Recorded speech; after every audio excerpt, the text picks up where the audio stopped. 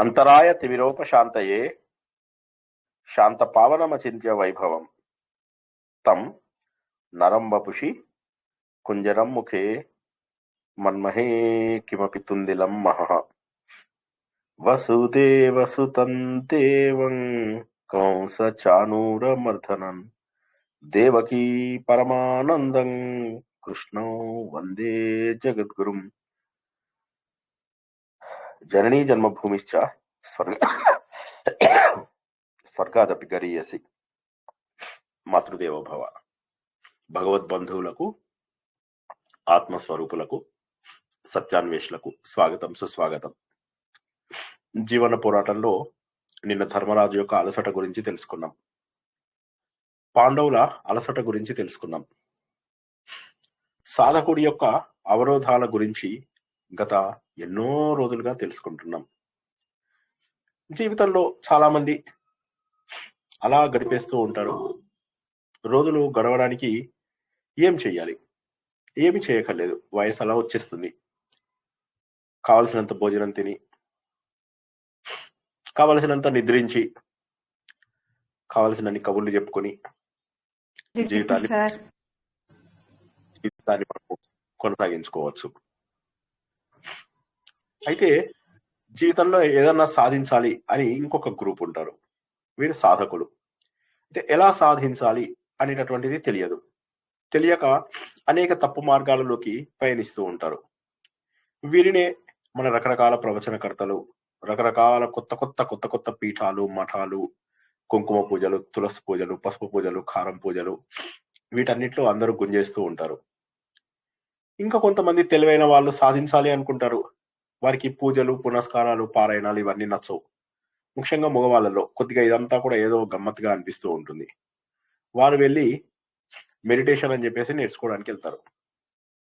అక్కడికి వెళ్ళిన తర్వాత సచ్చీలత లేనిదే, సచ్చీలత అంటే సత్ ప్లస్ శీలత, సరైన మార్గము లేనిదే, అంటే యమ నియమ ఆసన ప్రాణాయామ ప్రత్యాహార ధారణ ఇవన్నీ లేనిదే ధ్యానం కుదరదు అన్న విషయం ఎవరు చెప్పరు. అక్కడికి వెళ్ళిన తర్వాత కూడా చెప్పరు. కాబట్టి అలా కొంతమంది వెళ్ళడము, అటువంటి ఆర్గనైజేషన్స్ లో జాయిన్ అవ్వడము, అంతంత మాత్రమే నేర్చుకుని అక్కడే ఉండిపోతారు. ఇంకా వాళ్ళలో ఎదగరు. గురువు యొక్క గొప్పతనాన్ని చెప్పడము, గురువు కింద జీవితం అంతా బానిసలుగా బతకడము. దేవుడు గొప్పనా, గురువు గొప్పనా? గురువు గొప్ప. ఎందుకు?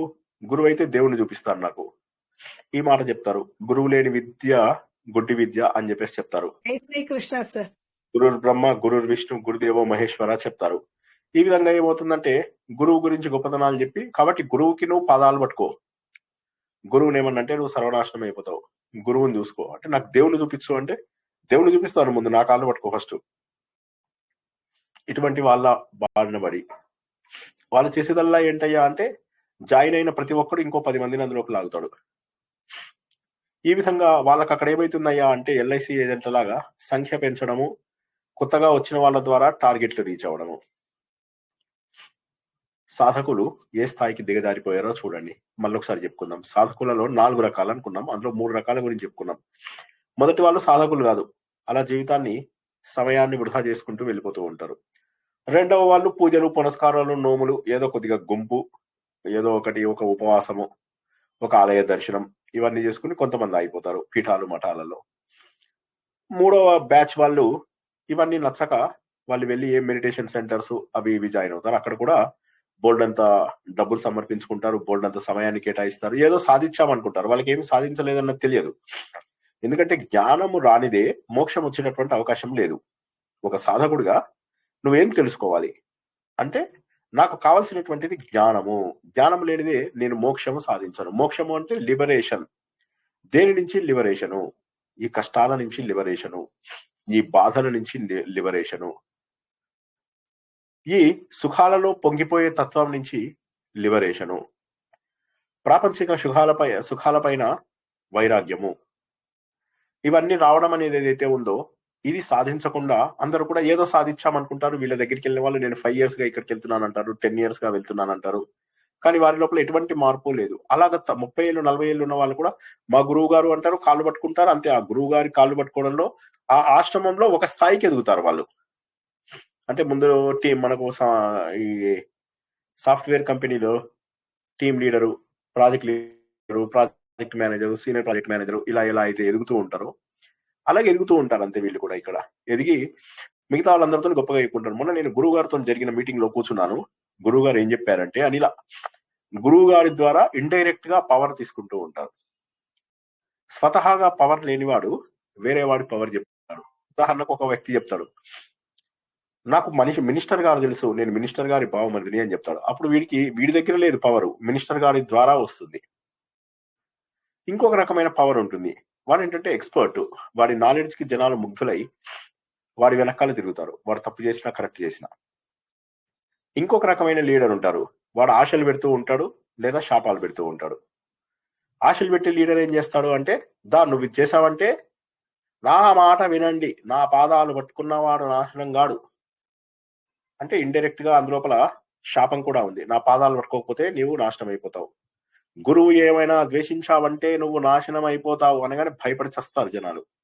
సో 3 రకాల గురువుల గురించి తెలుసుకున్నాం. ఒక గురువేమో ఎక్స్పర్ట్, సహజంగా ఆత్మ జ్ఞాని అయి ఉంటాడు. రెండవ వాడేమో వేరే వాళ్ళ ద్వారా తనకు పవర్ తెచ్చుకుంటాడు. నేను గురువు గారికి దగ్గర, నేను గురువు గారికి క్లోజు, నేను చాలా సార్లు యాత్రలకు వెళ్ళాను చాలా మందితోటి. ఇక్కడ చెప్తాను, నేను గురువు గారికి చాలా క్లోజు, గురువు గారితో నిన్ననే మాట్లాడాను, గురువు గారు నేను ఏం చెప్పారంటే అని ఇలా చెప్తూ మనకి గురువు గారి సందేశాన్ని అందిస్తున్నట్టుగా వాళ్ళ ప్రాధాన్యతని పెంచుకుంటూ ఉంటారు. ఇది సెకండ్ కేటగిరీ. థర్డ్ కేటగిరీ లోపల భయపెట్టడము, శాపాలు పెట్టడము అండ్ మళ్ళీ లాభాలు చూపించడం. నా మాట విన్నావంటే ఈ మంత్రం ఇస్తాను, నువ్వు బాగుపడిపోతావు, నీకు కోట్ల కొద్ది డబ్బు వస్తుంది, పిల్లలకు పెళ్లిళ్ళు అవుతాయి, నీకు పెళ్లి అవుతుంది, నీకు బోల్డంత డబ్బు వస్తుంది, ఇలా చెప్తూ నా మాట వినకపోతే సర్వనాశనం అయిపోతావు అని చెప్పేసి. ఈ 3 రకాల గురువులు ఎక్కువ తయారు. 3 రకాల గురువులలో ఆత్మజ్ఞాని అయినటువంటి గురువు దొరకడం చాలా కష్టము. కానీ గురువు అనేటటువంటిది మన గ్రంథాలలో ఏదైతే చెప్పారో అది మనని సన్మార్గంలో తీసుకెళ్లేటటువంటి గురువు. అయితే సన్మార్గంలో తీసుకెళ్లే గురువు అయినా కూడా శిష్యులు కూడా అలాగే ఉండాలి కదా. ఇప్పుడు శిష్యులు ఉంటారు, శిష్యులు ఎలాంటి వాళ్ళు తయారవుతారు? శిష్యులు కూడా స్వార్థపూరితమైన వాళ్ళు ఉంటారు, వాళ్ళకు అవసరం లేనిదే వాళ్ళు ఏ విషయము చెయ్యరు. ఇప్పుడు నా ప్రవచనాలకి నేను నెలకు 5,000 పెడితే జాయిన్ అవుతారండి? మానేస్తారు. ఫ్రీగా ఉంది, ఏదో ఈవినింగ్ 9 o'clock ఉంది కాబట్టి సరే పడుకుంటూ వినొచ్చు, వింటూ పడుకోవచ్చు. స్టార్ట్ అవగానే పడుకునే వాళ్ళు కొంతమందికి ఆవులించుతారు, కొంతమంది నిద్రపోవచ్చు, కొంతమంది గాఢ నిద్రలోకి వెళ్ళిపోయే అవకాశం కూడా ఉంది. కొంతమందికి నిద్ర మాత్రాలు మానేసి నా ప్రవచనాలు వినడం, అది కూడా కొంతమందికి చక్కటి అలవాటైన వాళ్ళు ఉన్నారు. ఇది ఒక పద్ధతి. వీరిలో కూడా స్వార్థం. ఇప్పుడు గురువులు ఎంత చెడ్డవాళ్ళు ఉన్నారో శిష్యులలో కూడా అలాగే చెడ్డవాళ్ళు దొరుకుతున్నారు. మోసం చేసి నేర్చుకున్నది వేరే వాళ్ళకి చెప్పి వాళ్ళు గురువులుగా మారిపోతారు. వాళ్ళు గురువులుగా మారడంలో అర్థం ఏంటంటే జనాల దగ్గర గుర్తింపు పొందడం. సో కాబట్టి ఎవరు కరెక్ట్ ఇక్కడ? గురువులు కరెక్టా, శిష్యులు కరెక్టా? తెలియదు. కాబట్టి మళ్ళీ మనం మొదటికి వచ్చినట్లయితే సాధకులు 4 రకాలు ఉంటారు అనుకున్నాం. మొదటి రకం వాళ్ళు ఎవరికైనా జ్ఞాపకం ఉందా? సాధకులు 3 రకాలు అని చెప్పాం, గురువులు 3 రకాలు చెప్పాను, సాధకులు 3 రకాలు చెప్పాను. సాధకులు 3 రకాలు ఎవరో చెప్పగలరా? 4వ రకం ఇంకా చెప్పలేదు నేను. నిద్రపోయిన వాళ్ళు ఎవరైనా సరే లేచి చెప్పచ్చు, పడుకొని అలాగే సోఫాల మీద పడుకొని ఏసీలు వేసుకుని చెప్పిన వాళ్ళు కూడా చెప్పవచ్చు. సాధకులు ఎన్ని రకాలు?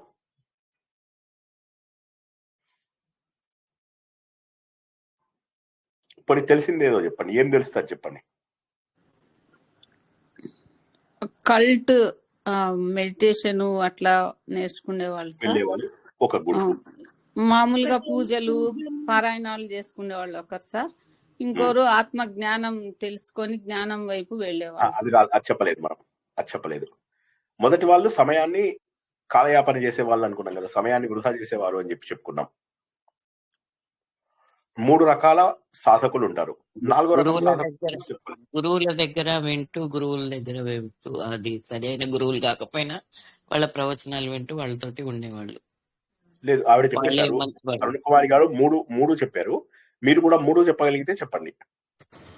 అదే కల్ట్ అంటూ మెడిటేషన్ వాళ్ళు చెప్తారు, వాళ్ళతో వెళ్దాం వాళ్ళ దగ్గర ఇది అంటూ. ఒకటి పూజలు, అర్చనలు, భక్తి వైర పారాయణలు అంటూ వెళ్ళటము. ఒకటి గురువులను వెంట వేసుకొని గురువుల గురించి ఆలోచించి కాదు, మొదటి వాళ్ళు టైం వేస్ట్ చేసేవాళ్ళు. సార్ మొదటి వాళ్ళు అసలు ఏమి చెయ్యరు సార్. మెడిటేషన్ అనుకున్నాను మొదటి వాళ్ళు ఏమి చెయ్యరు. కరెక్ట్, మొదటి వాళ్ళు ఏమి ఏమి చెయ్యరు. చెయ్యరు సార్. రెండవ వాళ్ళు పూజలు వ్రతాలు కుంకుమ పూజలు అలాగా చేసుకుంటూ పోతారు. మూడవ వాళ్ళు అంటే ఇవి పూజలు ఇష్టం ఉండవు, ఏం చేయకుండా ఉండలేక ఈ యోగా సెంటర్లు వాటికి వెళ్తారు సార్. రైట్. నాగా కరుమూరి నాగా చెప్పండి. ఫస్ట్ దేమో కాలయాపన చేయటం సార్, సెకండ్ ది పూజలు అవి చేయటం, థర్డ్ దేమో మెడిటేషన్ క్లాస్. మెడిటేషన్ ఇందులోపల ఎదుగుదల కనిపిస్తుందా అంటే మధ్యలో తప్పించుకున్న వాళ్ళు, సత్యాన్ని తెలుసుకున్న వాళ్ళు తప్పించుకోగలుగుతారు. సత్యాన్ని తెలుసుకోలేని వాళ్ళు ఇందులో కొట్టుకుంటూ ఉంటారు. అయితే కొంతమంది పరిణతి సాధించే అవకాశం ఉంది, కొంతమందికి తెలిసిపోతుంది ఇక్కడ కొన్ని మోసాలు జరుగుతున్నాయి, మీ మఠాలలో పీఠాలలో డబ్బులు అడుగుతున్నారు, వాళ్ళు కొద్దిగా జాగ్రత్తగా ఉంటారు. ముందు బాగా డబ్బు ఇచ్చేస్తారు, తర్వాత జాగ్రత్తగా ఉంటారు. వాళ్ళు బయటకు వస్తారు, లేదా అందులోనే ఉంటూ వారికి తోచినటువంటి సరైన గురువు కోసం వెతుకుతూ ఉంటారు. సరైన గురువు రాగానే బయటకు వచ్చేద్దామని. ఇప్పుడు 4వ రకమైనటువంటి సాధకులు సత్యమేదో అసత్యమేదో తెలుసుకుంటారు. సత్యమని ఈ 3 రకాల వాటికి కాదు, మేము నిజంగా సాధించాలనుకుంటున్నాం జీవితంలో అని చెప్పి అప్పుడు వాళ్ళు బయటకు వస్తారు. వీరిని సాధకులు అంటాం. ఇదే ఆదిత్య హృదయమైనా, ఇదే మనం నిన్న తెలుసుకున్నటువంటి యక్ష ప్రశ్నలైనా, ఇదే మనం తెలుసుకునే ఆత్మబోధ అయినా, ఇదే మనం తెలుసుకునేటటువంటి కేనోపనిషత్తు అయినా, ఇదే మనం తెలుసుకున్నటువంటి మహాభారతమైనా, ఇదే మనం తెలుసుకున్నటువంటి రామాయణమైనా, అన్నింటిలో ఉన్నటువంటిది ఒకటే సాధన. ఆ సాధన యొక్క సాధకుడి యొక్క ప్రయాణము, సాధన యొక్క పరాకాష్ట, దాని గురించి మనం తెలుసుకుంటూ ఉంటాం. గురువులలో కూడా మనం 3 రకాలు చెప్పాం. ఎవరెవరండి గురువులలో? గురువులు ఫస్ట్ జ్ఞాని సార్, జ్ఞాని ఆత్మజ్ఞానం. రెండో వాళ్ళేమో గురువు నాకు బాగా దగ్గరవాడు, వాళ్ళతో తిరుగుతాను ఇలా అని గొప్పగా చెప్పుకుంటారు బయటకు వచ్చి. Very good. మూడవ గురువు ఎలా ఉంటాడు? వాళ్ళు ఇంకా భయపెట్టేవాళ్ళు, శాపాలు పెట్టేవాళ్ళు, ఈ కోరికలు తీర్చడానికి దీన్నే ఇంగ్లీష్ లో ఏమంటారంటే క్యారెట్ అండ్ స్టిక్ అంటారు. క్యారెట్ అండ్ స్టిక్ గురువు, ఎక్స్పర్ట్ గురువు అంటే ఆత్మజ్ఞాని. క్యారెట్ అండ్ స్టిక్ గురువు అంటేనేమో ఇది పవర్ వేరే వాళ్ళ దగ్గర ఉంటే తనదిగా చెప్పించుకునేవాడిని రిఫరెన్స్ అంటారు. రిఫరెన్స్ అంటే వాడు ఏమంటాడు, నాకు నిన్న కళ లోపల స్వయంగా దత్తాత్రేయ స్వామి అవతారమైనటువంటి అవధూత కనిపించారు, దత్తపీఠం స్వామీజీ కనిపించి నన్ను పురమాయించారు, నేను కళ్ళు తెరిచి చూశాను అని చెప్తాడు. ఈయనను చూసి ఇంకొకరు స్టార్ట్ చేస్తాడు, నాకు శ్రీనివాస్ గురువు గారు కల్లో కనిపించి చెప్పమన్నారు అని. ఆ చెప్పిన వాడి పేరు రంగారావు. వాడంటాడా, రంగారావు గురువు గారు నాకు కలలో కనిపించి చెప్పారు. వీళ్ళందరూ ఒకళ్ళకొకళ్ళు వీడి వీపు వాడు గొక్కుంటాడు, వాడి వీపు వీడు గొక్కుంటాడు. అలా అందరి వీపులు గొక్కుంటూ ఉంటారు. దురదలు, విపరీతమైన దురద, చచ్చగా గొక్కుంటారు, రక్తాలు వచ్చేలాగా గొక్కుంటారు. ఇలాగా సమాజం లోపల సరైనటువంటి స్థితి లేకుండా వెళ్ళిపోతూ ఉంటారు. మరి నిజమైన సాధకుడు ఎవరు? నిజమైన సాధకుడు ఇందాక చెప్పినటువంటి 3 రకాలు కాకుండా 4వ రకమైనటువంటి సాధకుడు. సరైన గురువును గుర్తించిన తర్వాత మారేటటువంటి వాడు, తన జీవితాన్ని కూడా దానికి తగ్గట్టుగా మార్చుకునేవాడు. గోపికలందరూ అన్ని వదిలేసి వెళ్తున్నారు అంటే ఎంతో సంతోషపడ్డారు, అలా ఉండాలి అని. మరి నువ్వు చేస్తావా అంటే ఎక్కడండి, పిల్లలు మళ్ళా ప్రహ్లాదుడు కథలాగా అయింది. బోయింగ్ తెస్తాడు, ఏమయ్యా వస్తావా అంటే నాకు ఈ పని ఉంది, ఆ పని ఉంది, మనవళ్ళని చూసుకోవాలి, మనవరాళ్ళని చూసుకోవాలి, ఇంట్లో కూతురు వచ్చేది, కొడుకు వచ్చేది, 3 పెళ్లిళ్ళు ఉన్నాయి, ఎక్కడికి రాలేమండి మేము, ఆరోగ్యం పాడైంది, అత్తగారు ఆరోగ్యం బాలేదు, మామగారు ఆరోగ్యం బాలేదు, మా ఆడపడుచు ఆరోగ్యం బాలేదని కూడా చెప్పేవాళ్ళు ఉన్నారు తెలుసా. ఏమైందండి మీరు ఈ మధ్య చాలా రోజులైంది రాలేదు అని ఒకళ్ళని అడిగాను. కుదరడం లేదండి, మధ్య లోపల పిల్లాడికి సంబంధాలు చూస్తున్నాను. ఆహాహా, రోజంతా చూస్తున్నారా? అట్లా కాదండి, చూడాలి కదా. సరే, మరి ఇంకా అంటే లేదండి, మా ఆడబడికి ఆరోగ్యం బాలేదు. అయితే మీరు వెళ్ళి వాళ్ళ ఇంట్లో ఉండి సేవ చేస్తున్నారా? అట్లా కాదండి, అప్పుడప్పుడు వెళ్ళి చూసి వస్తున్నాం. మరి దీనికి ప్రవచనాలు అటెండ్ అవ్వడానికి కారణం ఏంటండి? ఎవరైనా చెప్పగలరా?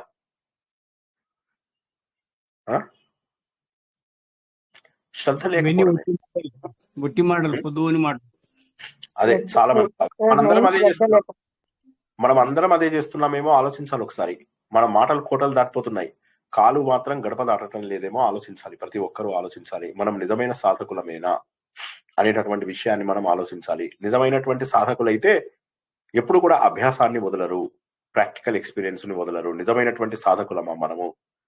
అటువంటి సాధకుడు రాముడు. తను కావాలి అంటే ఇంకొకరిని ఎవరినో పెళ్లి చేసుకోగలిగేవాడు. వాళ్ళ నాన్నగారు 365 మంది భార్యలు దశరథుడికి, అది కాక మళ్ళీ 3 పట్టమహిషులు, ఇలా వందలాది మంది భార్యలు ఉన్నటువంటి ఆ రోజుల్లో తను ఇంకొక భార్యను చేసుకోవడం పెద్ద కష్టమైనటువంటి పని కాదు. వెతకాల్సిన అవసరం లేదు, ఏడవాల్సిన అవసరం లేదు. ఓకే, ఆవిడకి కూడా ఏమీ ప్రమాదం రాదు, ఎందుకంటే ఆవిడని ముట్టుకుంటే వాడు భస్మం అయిపోతాడు. కాబట్టి ఆవిడ పాతివ్రత్యానికి కూడా ఎటువంటి భంగము కలిగేది కాదు. కానీ రాముడు ఎందుకు అలా వెళ్ళి ఆవిడ గురించే వెళ్ళాడు? సాధకుడు కాబట్టి. సాధకుడికి తెలుసు ఎక్కడికి వెళ్ళాలి అని. జీవాత్మ పరమాత్మ దగ్గరికి వెళ్ళాల్సిన అవసరం లేదు, పరమాత్మనే జీవాత్మని వెతుక్కుంటూ వస్తాడు నీ లోపల ఆ సరైనటువంటి నిష్ఠ ఉంటే. ఇది పాయింట్ నోట్ చేసుకోండి అందరూ. యువర్ ఆనర్, సరైనటువంటి పాయింట్ చెప్పాడు శ్రీనివాస్. యువర్ ఆనర్, సాధకుడి దగ్గరికి భగవంతుడు వస్తాడు. కష్టాలు వస్తాయా? కష్టాలు వస్తాయి.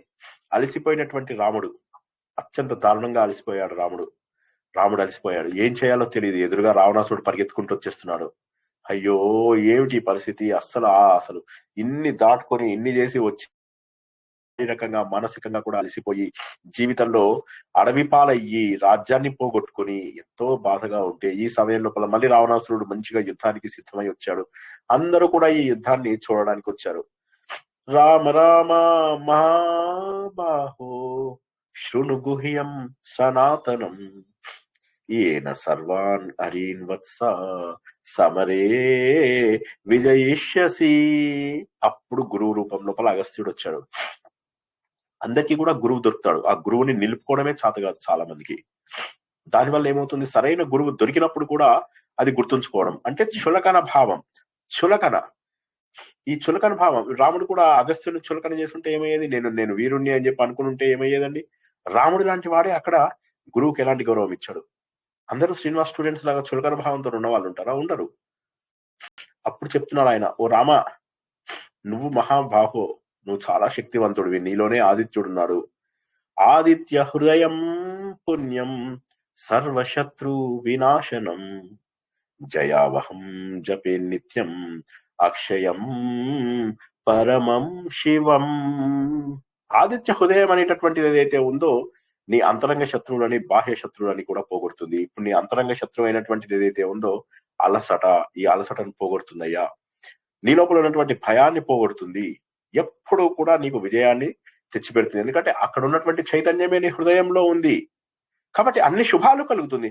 సర్వమంగళ మాంగళ్యం సర్వ పాప ప్రణాశనం చింతా శోక ప్రశమనం ఆయుర్వర్ధనం ఉత్తమం. నిన్ను యాక్టివ్ గా ఉంచుతుంది. ఆయుర్వర్ధనం అంటే వయసు పెంచేది కాదు, నిన్ను చాలా డైనమిక్ గా యాక్టివ్ గా ఉంచుతుంది. అన్ని రకాల శుభాలు నీకు కలగజేస్తుందయ్యా. ఎందుకంటే ఈ సూర్యకిరణాలు మామూలు కిరణాలు కాదు, చక్కగా ఉదయించినటువంటి సూర్యకిరణాలు నీ లోపల వెలుతురుని నింపుతాయి. రశ్మిమంతం సముద్యంతం దేవాసుర నమస్కృతం పూజయస్వ వివస్వంతం భాస్కరం భువనేశ్వరం.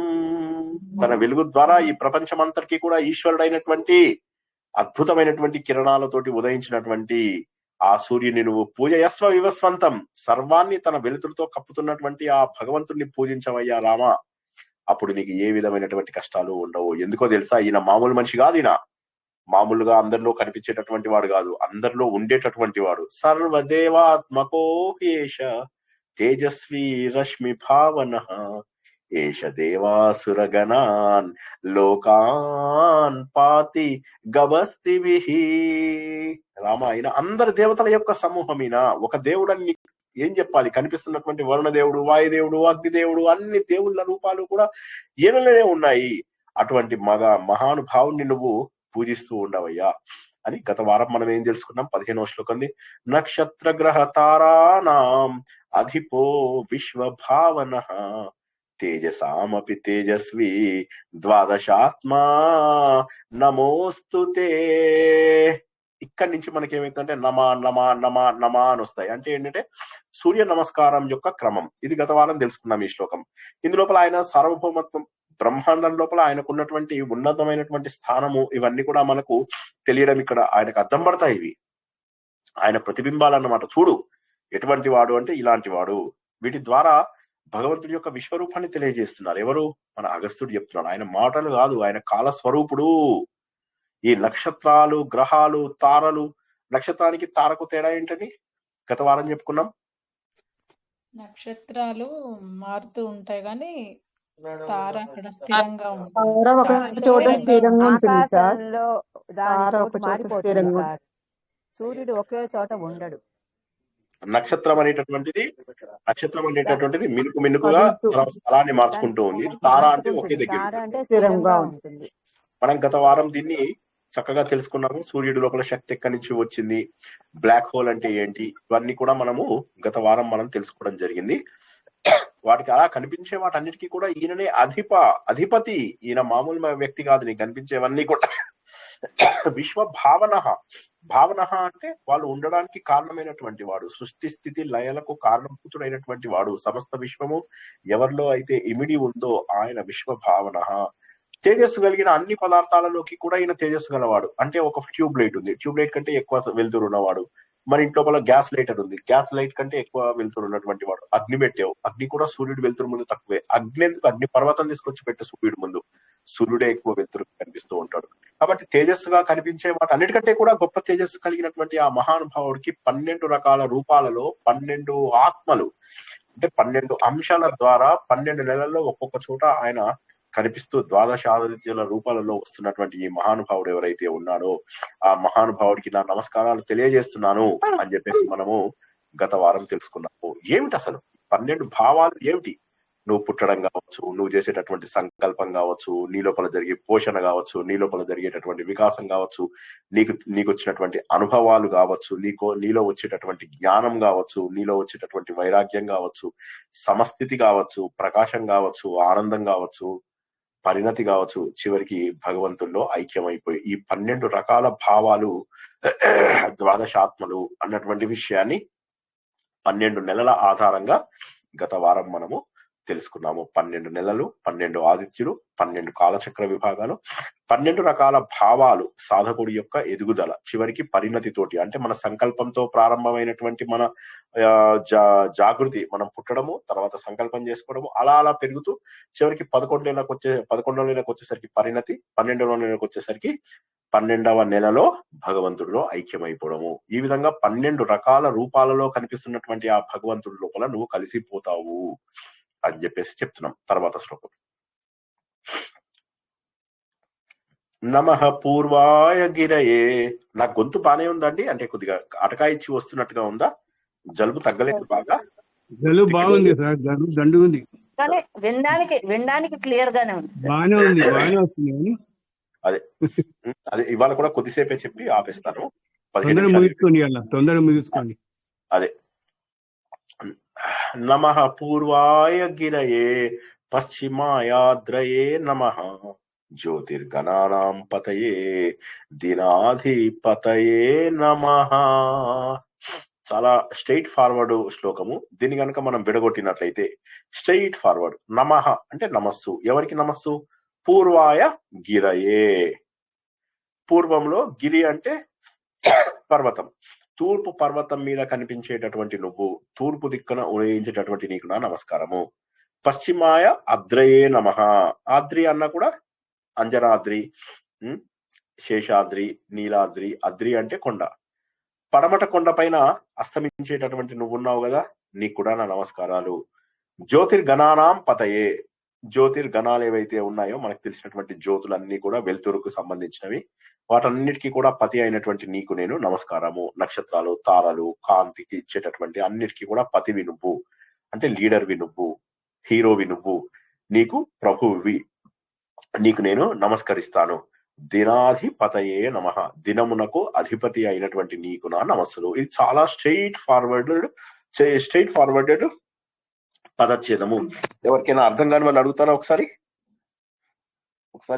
స్ట్రైట్ ఫార్వర్డ్ మీనింగ్ ఉంది, చెప్పండి ఎవరైనా. గురుగారు జ్యోతిర్గణాయ అంటే పూర్వంలో ఉన్న, అంటే పూర్వంలో ఉన్న, పూర్వాయ అంటే పూర్వంలో ఉన్నది నీవే. అగ్రయే అంటే పశ్చిమలో ఉన్నది, పశ్చిమ కొండలపై ఉంటా. పూర్వాయ గిరయే, పూర్వంలో ఉన్న గిరుల పైన ఉండేది నువ్వే, అంటే పశ్చిమంలో ఉన్న కొండలపై, పశ్చిమ గిరియలపై ఉన్నది నువ్వే. అన్ని జ్యోతిర్గణాలకి పతివి నువ్వే. ఆ, అంటే జ్యోతిర్గణాలు అంటే జ్యోతి గణము. జ్యోతి అంటే కాంతి. జ్యోతి అంటే ఎవరు? కాంతి. ఈ జ్యోతి యొక్క గణములు ఏవైతే ఉంటాయో అంటే నక్షత్రాలు, తారలు, గ్రహాలు, తర్వాత ఈ వెలుతురిచ్చేటటువంటివన్నీ ఏవైతే ఉన్నాయో ఆ వెలుతురిచ్చే వాటన్నిటికీ కూడా నువ్వే ప్రభువువి. జ్యోతిర్గణాలకు ప్రభువువి. జ్యోతినిచ్చేటటువంటి వాటన్నిటికీ కూడా నువ్వే ప్రభువువి. లాస్ట్ది దిన అధిపతయే నమః. దిన అధిపతియే అంటే డే టైం ఏదైతే ఉందో ఆ డే టైం కి నువ్వే లీడర్వి. నాకు వచ్చినటువంటి డే టైం ఏదైతే ఉందో ఆ డే టైం కి నువ్వే లీడర్వి. నీకు నేను నమస్కారం. సో స్ట్రైట్ ఫార్వర్డెడ్ మీనింగ్ ఎవరికైనా అర్థమైందా? ఏమన్నా డౌట్ ఉంటే అడగండి, చెప్తాను. ఈ శ్లోకంది డైరెక్ట్ మీనింగ్ అందరికీ అర్థమైందా తత్వంలోకి వెళ్లే ముందు? అర్థమైందండి. జ్యోతిర్గణములు అంటే చెప్పరా సార్? జ్యోతిర్గణములు అంటే జ్యోతినిచ్చేటటువంటి గణములు అంటే నక్షత్ర గణాలు, తారల గణాలు, తర్వాత ఇలా కాంచే ఉల్కలు కావచ్చు, తోక చుక్కలు కావచ్చు, చిన్న చిన్న గ్రహాలు కావచ్చు, అన్నిటి నుంచి ఎంతో కొంత వెలుతురు వస్తూ ఉంటుంది మనకు. ఈ వెలుతురు ఇచ్చేటటువంటివి ఏదో ఒక రూపంలో వెలుతురిచ్చేటటువంటివి గణములు. గణములు అంటే గ్రూప్స్, టీమ్స్. ఆ జ్యోతినిచ్చే వెలుతురునిచ్చేటటువంటి గణములు అని చెప్పి మీనింగ్ అనమాట. ఓకేనా? Thank you sir. గురుగారు దినాధిపతయ అంటే పగటికి అధిపతి. Correct correct. కరెక్టేనా దినము గురుగారు? అంటే దినము అంటే డే టైం, అవునా? అధిపతి, అధిపతి అంటే లీడర్. దినమునకు అధిపతి అయిన నువ్వు అని. మన డే టైం కి అధిపతి అయినటువంటి నీకు నేను నమస్కారాలు. అలాగే పూర్వాయ అంటే తూర్పు దిక్కున. పూర్వము, పూర్వాయ అంటే చతుర్థి విభక్తి, అవునా? పూర్వాయ గిరయే నమః అంటే పూర్వము వైపు ఉన్నటువంటి, తూర్పు వైపు ఉన్నటువంటి గిరులు. గిరులు అంటే పర్వతాల పైన ఉన్నటువంటి నీకు నాకు నమస్కారం. అంటే తూర్పు, పొద్దున పూట మనకు తూర్పు వైపు ఉదయిస్తాడు పర్వతాలలోంచి, అటువంటి నీకు నమస్కారము. సాయంత్రం అయితే పశ్చిమ దిశలోకి వెళ్ళిపోయి పశ్చిమ సైడ్ ఉన్నటువంటి పర్వతాలలోకి వెళ్ళిపోతావు. ఆ పశ్చిమ వైపు ఉన్న పర్వతాల మీద వెళ్ళేటటువంటి నీకు నా నమస్కారాలు. కాంతినిచ్చే వాటన్నిటి కంటే కూడా లీడర్వి నువ్వు, నీకు నమస్కారాలు. డే టైం కి లీడర్వి, డే టైంలో లీడర్వి కాబట్టి దానికి కూడా నమస్కారాలు. నీకు 4 రకాలుగా నమస్కారాలు చేశాను అని అన్నాడు. ఓకేనా?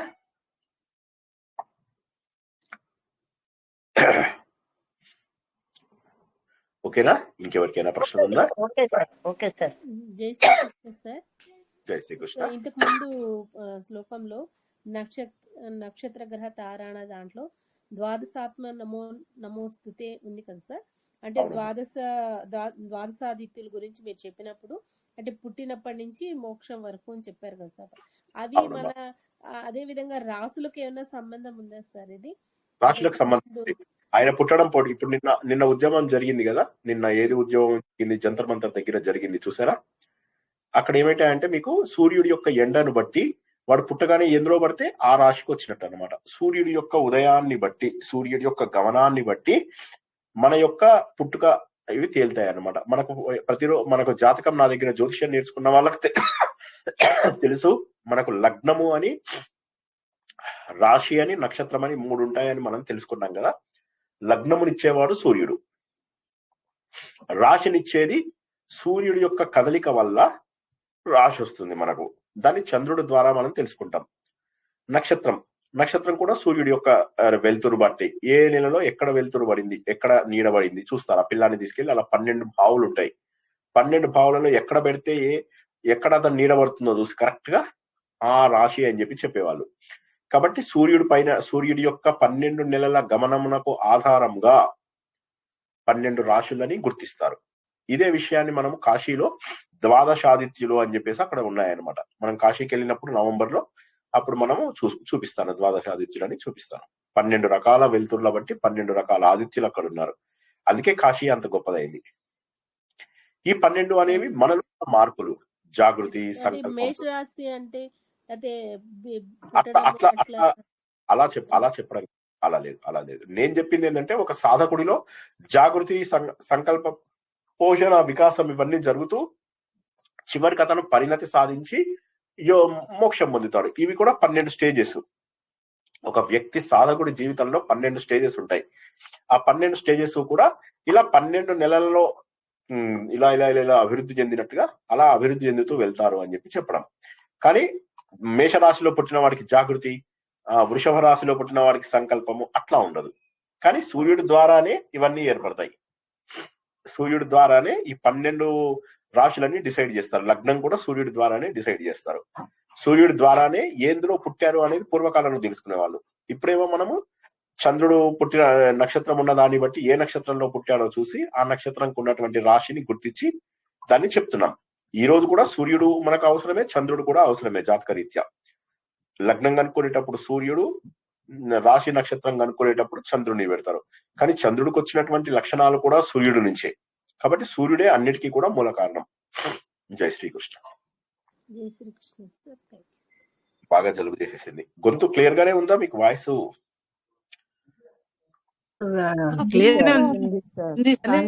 చాలా జలుబుతో ఉన్నట్టు ఇంకా నెక్స్ట్ ఇబ్బంది పడుతున్నట్టుగా వినిపిస్తుంది. మీరు కొద్దిగా అయిపోయింది, పావు గంటలో క్లోజ్ చేద్దాం. ముందు ఇంతవరకు అర్థమైందా లేదో చూడండి. ఇప్పుడు నేను తత్వ రూపంలో తెలుసుకుందాం.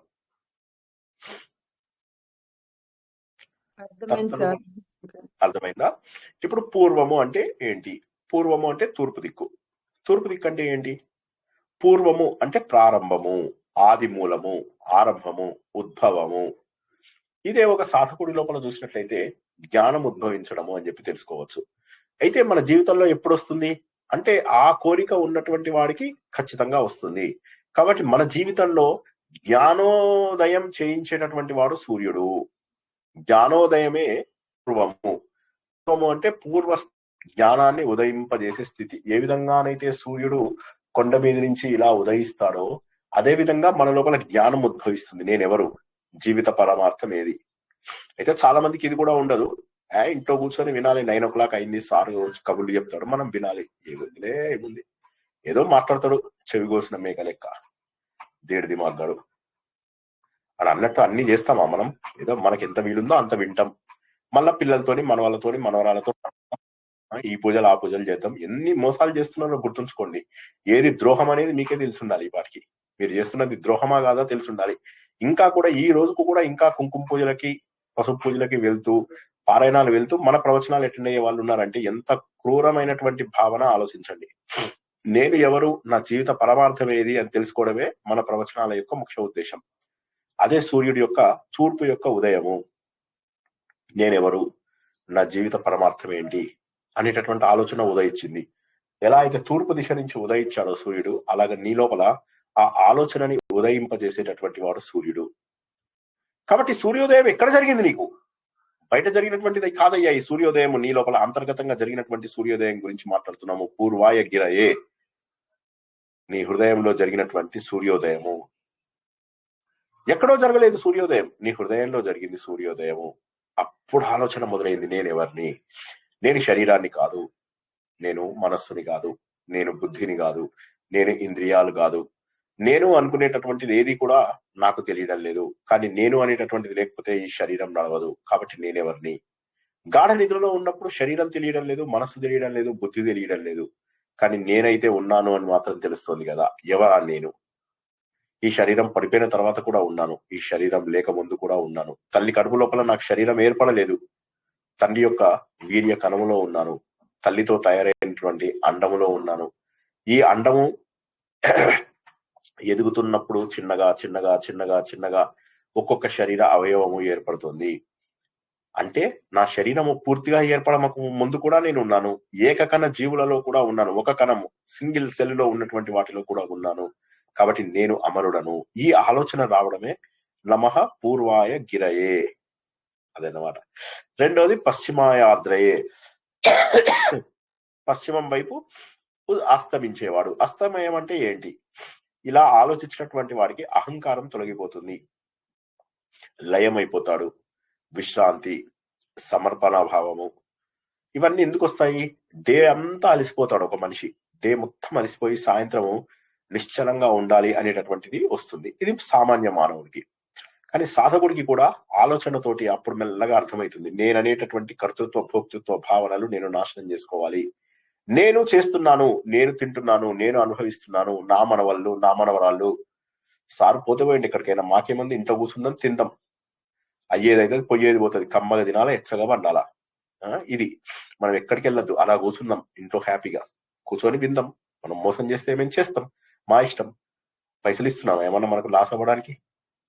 లయం అయిపోయి విశ్రాంతి, సమర్పణ, మౌనం. సాయంత్రం అయ్యేసరికి జ్ఞానోదయం అయిన వాడు నిశ్చలమైనటువంటి స్థితికి వస్తాడు. అంటే ఒక వ్యక్తి సాధకుడుగా ఉన్నప్పుడు సాయంత్రం వరకు ఆలోచించి ఆలోచించి ఆలోచించి ఒక రకమైనటువంటి ప్రశాంతతకు వస్తాడు. అహంకారంని లయ చేసుకునే తత్వాన్ని, అంటే ఒకే రోజులో జరుగుతుందని కాదు ఇది. సాయంత్రము జరగడం అనేటటువంటిది ఏదైతే ఉందో, ఒక వ్యక్తి యొక్క ప్రశాంత స్థితికి, రోజంతా అలసిపోయినటువంటి వ్యక్తికి సూర్యుడు ఏ విధంగానైతే అస్తమిస్తే ప్రశాంతత వస్తుందో, అదే విధంగా సూర్యుడితో పాటుగా జ్ఞానోదయం అవుతున్నటువంటి వ్యక్తి చివరికి జ్ఞానోదయం అయిన తర్వాత తెలిసేది ఏంటయ్యా అంటే, కొన్ని రోజుల తర్వాత తెలుస్తుంది, నా లోపల అహంకారం పోవాలి, నా లోపల ఈ భవ బంధాలు, నా మనవళ్ళు ఉన్నారండి, మనవరాళ్ళు ఉన్నారండి, నా కొడుకుకు చూసుకోవాలి, కూతురుకు చూసుకోవాలి, వీడికి వంట చేయాలి, వాడికి వంట చేయాలి, నాకు 2 పిల్లలు, ఎవరికి పిల్లలు లేరు, అందరు పిల్లల్ని రోడ్ల మీద వాడేశారు కదా, మీకు ఒక్కళ్ళకే పిల్లలు ఉన్నారు కదా, ఆత్మజ్ఞానం ఎందుకండి మీకు? సో కాబట్టి ఇలా ఆలోచిస్తూ వాళ్ళు సాధకులుగా కాకుండా మిగిలిపోతున్నారు. చాలా మంది సాధకులు కాకుండా ఎందుకు మిగిలిపోతున్నారు అంటే, వాళ్ళ లోపల ఆత్మజ్ఞానం ఎంత చెప్పినా ఉదయించదు, ఎంత చెప్పినా కూడా ప్రారంభిక దశలోనే ఉంటారు వారు. కానీ వారిని వారు ఎదిగాము అనుకుంటారు. ఈ లయ సమర్పణ అనేటటువంటిది సాయంత్రం సమయం వచ్చేసరికి ప్రశాంత భావనతో ఇంకా సత్యం తెలుసుకోవాలి అనేటటువంటి భావన వైపు వెళ్తూ, ఉదయం పూట జ్ఞానం, సాయంత్రం అయ్యేసరికి, అంటే సేమ్ డే సాయంత్రం కాదు, సాయంత్రం అనేది దేన్ని సూచిస్తుంది అంటే, నీ లోపల అహంకారము విసర్జన, అహంకారాన్ని వదిలేయడం, అహంకార నిర్మూలన, దానిని సూచిస్తుంది. జ్ఞానోదయానికి నమస్కారము, నా లోపల ఉన్నటువంటి అహంకారము లయ చెందుతుంది కదా, ఆ లయకు కూడా కారణమైనటువంటి సూర్య భగవానుడికి నేను నమస్కారము. ఇక జ్యోతిర్గణానాం పతయే నమః. జ్యోతిర్గణానాం, జ్యోతిర్గణం సూర్యుడు కావచ్చు, చంద్రుడు కావచ్చు, అగ్ని కావచ్చు, నక్షత్రాలు కావచ్చు, తారలు కావచ్చు, నీ లోపల విద్య కావచ్చు, నీ లోపల బుద్ధి కావచ్చు, నీ లోపల ఆత్మజ్ఞానం కావచ్చు, ఇవన్నీ కూడా జ్యోతులే. నీ లోపల బుద్ధి కూడా జ్యోతి వస్తుంది, నీ లోపల విద్య కూడా జ్యోతే, ఆత్మజ్ఞానము కూడా జ్యోతే. వీటన్నిటికీ మూలమైనటువంటి ప్రకాశం ఎవరు? నీ లోపల ఆత్మజ్ఞానము రావాలన్నా కూడా సూర్యుడే కారణం, నీ బుద్ధి వికసించాలన్నా కూడా సూర్యుడే కారణం, నీ లోపల చైతన్యం రావాలన్నా కూడా సూర్యుడే కావాలి, చంద్రుడు వెలుతురు రావాలన్నా కూడా సూర్యుడే కావాలి, అగ్నికి మూల కారణము సూర్యుడే. ఈ విధంగా అగ్నికి, సూర్యుడికి, చంద్రుడికి, విద్యకు, జ్ఞానానికి, బుద్ధికి, అన్నిటికీ కూడా మూల కారణమైనటువంటి ఆ సూర్యుడు, వీటన్నిటికీ కూడా మూలకారమైనటువంటి సూర్యుడు. ఇవన్నీ కూడా జ్యోతినిచ్చేటటువంటివి, మనకు ప్రకాశాన్ని ఇచ్చేటటువంటివి. ఈ అన్నిటికీ కూడా ప్రభు అయినటువంటి వాడు. ఆత్మైవ జ్యోతి, అన్నిటికంటే కూడా నీ హృదయంలో ఉన్నటువంటి జ్యోతి ఏదైతే ఉన్నదో ఆ జ్యోతి, ఈ జ్యోతినే ఆదిత్య హృదయం. ఆదిత్య హృదయం, అక్కడ ఆదిత్యుడు ఉన్నాడు, అదే ఆదిత్యుడు ఇక్కడ నీ హృదయంలో ఉన్నాడు. నీలోనే ఉన్నటువంటి ఆ జ్యోతిని నువ్వు గుర్తుపట్టాలయ్యా. నీ దృష్టిని సరైనటువంటి దారిలోకి తీసుకెళ్తుంది ఈ జ్యోతి, నీ ఇంద్రియాలను సరైనటువంటి దారిలోకి తీసుకెళ్తుంది, నీ బుద్ధిని ప్రకాశింపం చేసేలాగా చేస్తుంది. వీటన్నిటికీ కూడా అధిపతి అయినటువంటి వాడు సూర్యుడు. చివరిగా దిన అధిపతయే నమః. దినమునకు అధిపతి. దినము అంటే డే టైం. డే టైం అంటే ఏంటి? డే టైం అనేది చాలా ఇంపార్టెంట్. ప్రపంచ వ్యాప్తంగా కొన్ని దేశాలలో ఏం చేస్తారంటే day times, day light savings పెడతారు. సారీ, మాట్లాడుతున్నారా అండి? హలో, ఎవరైనా మాట్లాడారా? ఇప్పుడు ఎవరికైనా ప్రశ్న ఉందా? ఎవరో మాట్లాడినట్టుగా అనిపించింది. ఓకే, సరే. దిన అధిపతయే నమః. దినము అంటే డే టైం. డే టైం ఏనా? కాదు, డే టైం కాదు. దినము అంటే అవేర్నెస్. అవేర్నెస్ అంటే ఏమంటారు? ఎరుక. నువ్వు మెలకువగా ఉన్న స్థితిని పగలు అంటారు. నువ్వు మెలకువగా ఉన్న స్థితి దినము. దినము అంటే నీకు అవగాహన ఉన్న స్థితి, నువ్వు ఎరుక ఉన్న స్థితి, నీలో అవేర్నెస్ ఉన్నటువంటి స్థితి. రాత్రి అంటే అజ్ఞానం, తమస్సు. సూర్యుడు ఉదయిస్తే చీకటి తొలగిపోతుంది, జ్ఞానం ఉదయిస్తే అజ్ఞానం తొలగిపోతుంది. ఆత్మజ్ఞానం గనక నీ లోపల ఉదయించినట్లయితే నీ లోపల భయాలు పోతాయి, సందేహాలు పోతాయి, మోహాలు పోతాయి, అన్ని రకాల పోతాయి. కాబట్టి దినాధిపతి, ఈ దినం అనేటటువంటిది మనకు చాలా ఇంపార్టెంట్. ఇప్పుడు చాలా దేశాలలో దినం అనే దానికి ఎంత ఇంపార్టెన్స్ ఇస్తారంటే, వాళ్ళు 1 అవర్ ఇటు కలుపుకోవడము, 1 అవర్ అటు కలుపుకోవడము చేస్తారు. ఎందుకంటే డే లైట్ లో ఎక్కువ పని చేయాలి అని వాళ్ళు. డే లైట్ చాలా ఇంపార్టెంట్. కొన్ని దేశాల లోపల ఇప్పుడు మీరు టిబెట్ లాంటి చోట్లకి వెళ్తే మీకు చాలాసేపు సూర్యుడు ఉంటాడు. కానీ కొన్ని దేశాలలో సూర్యుడు ఇట్లా మనకు ఉన్నంత మన సౌత్ దేశాలలో ఉన్న మన ఓరియంటల్ దేశాలలో ఉన్నట్టుగా అంత అద్భుతంగా ఉండడు. మనకు వెస్టర్న్ సైడ్ చూసినట్లయితే సూర్యుడు చాలా తక్కువ సమయం ఉంటాడు. వాళ్ళు పాపం డే లైట్ సేవింగ్ ఉన్న డే లైట్ ని అతి కష్టం మీద సేవ్ చేసుకుంటారు. టైం ని ఇటు కలుపుతారు అటు కలుపుతారు. ఇవాళ 7:30 అయింది, రేపు 8:30 అవుతుంది. సో 6:30కే వాళ్ళకు ఉదయం వస్తుంది అనమాట. అట్లాగా సూర్యుడిని అటు ఇటు కలుపుతారు వాళ్ళు. టైం సూర్యుడిని బట్టి వాచ్లు అడ్జస్ట్ చేసుకుంటారు. ఎందుకు? సూర్యుడి యొక్క వెలుతురు అవసరం. అవునా? అంత గొప్పది. ఎందుకు? డే లైట్ ఉంటేనే నువ్వు ఎక్కువ పనులు చేసుకోగలుగుతావు. డే లైట్ ఉన్నప్పుడే నువ్వు అభ్యాసం చేసుకోవడానికి కూడా వీలవుతుంది. ఆ డే లైట్ కి మూలమైనటువంటి సూర్యుడు ఎవరైతే ఉన్నారో ఆ దిన అధిపతికే నమః. ఆయన వల్ల నీ భయం పోతుంది, నీ అజ్ఞానం పోతుంది, నీ సందేహం పోతుంది, నీ మోహం పోతుంది, అన్ని పోతాయి. కాబట్టి జీవితం అనేటటువంటిది ఏదైతే ఉందో సూర్యోదయం సూర్యాస్తమాల మధ్య ప్రయాణం కాదు. అది నీ ఆత్మ జ్ఞానానికి, వివేకం ఉదయించడానికి, నీ అజ్ఞానం నుంచి జ్ఞానానికి, నీ అహంకారం నుంచి నీ ఆత్మ సాక్షాత్కారం జరగడానికి. మళ్ళొకసారి చెప్తున్నా, నీ అజ్ఞానం నుంచి నీ జ్ఞానం వైపుకి, నీ అహంకారం నుంచి నీ ఆత్మ సాక్షాత్కారానికి నీకు జీవితంలో అత్యంత ముఖ్యమైనటువంటిది ఏదైతే ఉన్నదో అది సూర్యోదయము. సూర్యోదయం ఉన్నప్పుడు అంటే ఏంటంటే మీనింగ్, నీకు ఎరుకలో ఉన్నంత సమయము. నీకు కంప్లీట్ గా ఎరుకలో ఉన్నప్పుడు మనం ఎక్కువ భయపడం, ఏమి చేయలేని స్థితి ఇప్పుడు వస్తుంది అంటే మనకు కలలో ఉన్నప్పుడు. కలలోంచి లేచినప్పుడు చాలాసేపు అది నిజమనే అనుకుంటాం, చాలాసేపు మనం భయపడుతూ ఉంటాం. కానీ కలలో డే టైంలో ఉన్నప్పుడు అంత భయపడం మనం. డే టైంలో ఉన్నప్పుడు సత్యమేదో అసత్యమేదో తెలుస్తుంది. కాబట్టి ఆ ఎరుకగా ఉన్నటువంటి సమయం ఏదైతే ఉన్నదో అది నీ వెలుతురు ఉన్నటువంటి సమయము, నీ జీవితంలో వెలుతురు ఉన్నటువంటి సమయము. ఆ వెలుతురు ఉన్నటువంటి సమయాన్ని ఎక్కువసేపు చేసుకోవడం కోసమే పూర్వకాలం లోపల బ్రాహ్మీ ముహూర్తంలోనే స్నానం చేయాలని, బ్రాహ్మీ ముహూర్తం కల్లా అన్ని పనులు కంప్లీట్ చేసుకుని సూర్యోదయానికి మనము సూర్యుడిని ఆహ్వానించాలని, తర్వాత మన పూజలు ఇవన్నీ ఆ టైంలో చేసుకోవాలి. ఎందుకంటే సూర్య సమయం ఏదైతే ఉంటుందో పగటి సమయము, పగటి సమయాన్ని ఎక్కువగా మనము అలవాటు చేసుకోవాలి. ఇప్పుడు మనం వెళ్ళే యాత్రలో కూడా పొద్దున 4:30 నుంచి పెట్టుకున్నాం ప్రోగ్రామ్స్. ఎందుకని 4:30 నుంచి పెట్టుకుంటే ముందు మీకు అలవాటు అవుతుంది డే మొత్తం మనం ఎంత బాగా వాడుకోగలము అనేటటువంటిది. మధ్యలో రెస్ట్ తీసుకోండి, కానీ పొద్దున పూట లేవడం అనేటటువంటిది పవిత్రమైనటువంటి లక్షణము. ఇప్పుడు బాలేదు, ఆరోగ్యం బాలేదు, ఇవాళ నేను లేవడమే 10ంటికో 11ంటికో లేచి మళ్ళీ పడుకున్నా, స్నానం చేయలే, మళ్ళీ పడుకుంటే మనకు ఇక ఓపిక లేనప్పుడు, ఆరోగ్యం బాగాలేనప్పుడు ఏం చేస్తాం? ఇక ఎలాగూ తప్పవు మన కర్మ. కానీ ఓపిక ఉండి ఆరోగ్యం బాగున్నప్పుడు ఈ ఎరుకతో ఉన్న సమయాన్ని పెంచుకోవాలి, దినమును పెంచుకోవాలి, దినములో అభ్యాసాన్ని చేసుకోవాలి అనేటటువంటి మహోన్నతమైనటువంటి సందేశాన్ని ఇచ్చేటటువంటిది, అత్యద్భుతమైనటువంటిది. జ్ఞానోదయం పూర్వం అంటే జ్ఞానోదయం, పశ్చిమం అంటే నీ అహంకారాన్ని లయం చేసుకోవడం. జ్యోతిర్గణాధిపతి అంటే జ్యోతిని ఇచ్చేటటువంటి వాటన్నిటికీ అధిపతి అంటే నీ ఆత్మ జ్ఞానం, నీ ఆత్మ జ్యోతి. దినాధిపతి నీ అవగాహన స్వరూపుడు. నీ అవగాహన ఏదైతే ఉందో నీ ఎరుక స్వరూపుడు, నీ అవగాహన స్వరూపుడు అని ఇందులో తెలుసుకున్నటువంటి 4 ద్వారా నా లోపల జ్ఞానం అనేటటువంటి సూర్యుడు ఉదయిస్తున్నాడు, నా లోపల అహంకారము అస్తమిస్తోంది అనేటటువంటి మహోన్నతమైనటువంటి భావన ఈ శ్లోకం మనకు తెలియజేస్తుంది. ఆత్మ సుఖము వీడి నీ ఆట కొరకు పాత్ర పోషణ చేసితి సూత్రధారి, విశ్రమించద నీ పాదమాశ్రయించి పరమ కరుణాంతరంగ శ్రీ పాండురంగ. జై శ్రీకృష్ణ. ఈ శ్లోకంలో ఏది అర్థం కాకపోయినా తత్వ రూపంలో అడగండి, మళ్ళీ చెప్తాను. ఇక్కడ ఏది అర్థం కాకపోయినా మళ్ళీ చెప్తాను. సార్ దినాధిపతి అయిన మహా అంటే అంటే పగలు ఎరుక, పగలకి అధిపతి ఎరుక అంటే మనం అవేర్నెస్ స్థితిలో ఉంటాము, అది మెలకుగా ఉంటాము, జరుగుతున్న దాని మీద అవగాహన ఉంటుంది, అంటే అవగాహన స్థితిలో ఉంటాం మనం. ఆ తర్వాత అది ఈ దినాధిపతి అంటే మనని అజ్ఞానాన్ని తొలగించి ఎరుకలో ఉంచేవాడు. ఎరుకలో ఉంచేవాడు. ఓకే, కాన్షియస్ స్టేట్ లో ఉండాలనుకుంటామా, కాకపోతే అన్కాన్షియస్ స్టేట్ లో ఉండాలనుకుంటామా? కాన్షియస్. ఆ కాన్షియస్నెస్ ఇచ్చేవాడు ఎవడు? సూర్యుడు. అందుకే ఆయనని కాన్షియస్నెస్ ఇచ్చే దేవుడా అని అంటారు. God who gives you consciousness.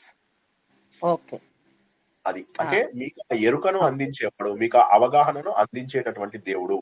ఎవరైతే దేవుడు మీకు అవేర్నెస్ ని ఇస్తాడో ఆ దేవుడు, ఆయనకి నేను నమస్కరిస్తున్నాను.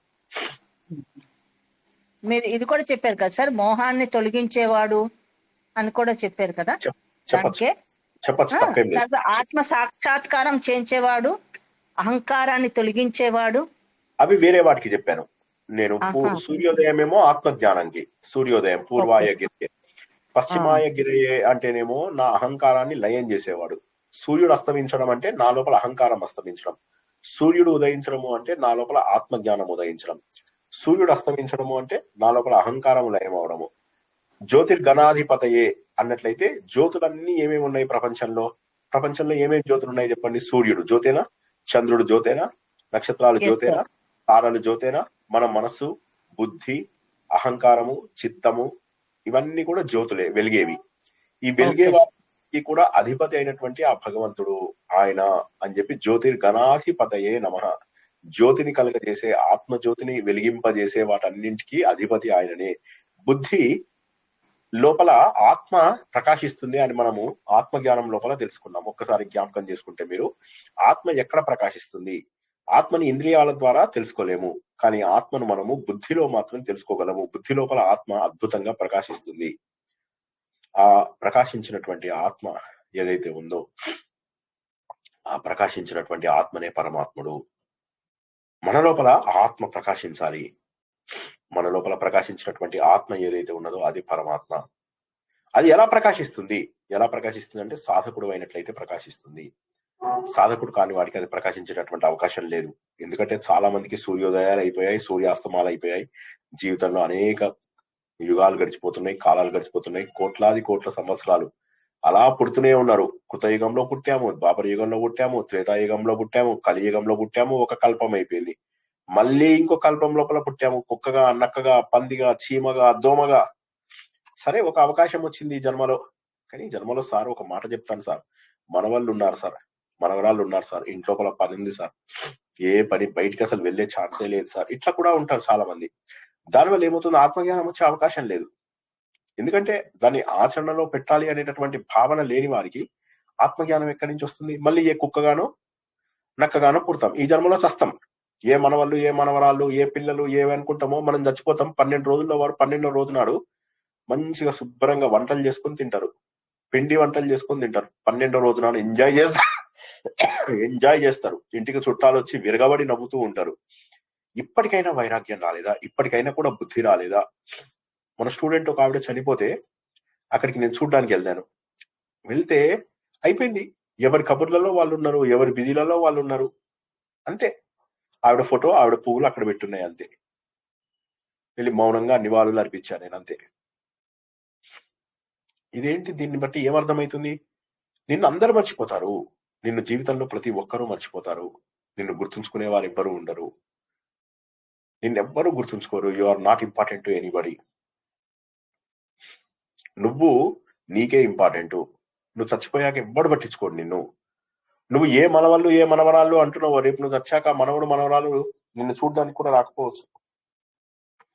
మా అమ్మ మనవాళ్ళు మనవరాలు అని చెప్పి చాలా బాధపడుతుండేది. మా అమ్మ వెళ్ళిపోయినప్పుడు మా పాప అమెరికాలో ఉంది, అక్కడి నుంచే చూసింది, వీడియోలో చూసింది, ఏడ్చేసింది, అయిపోయింది కథ.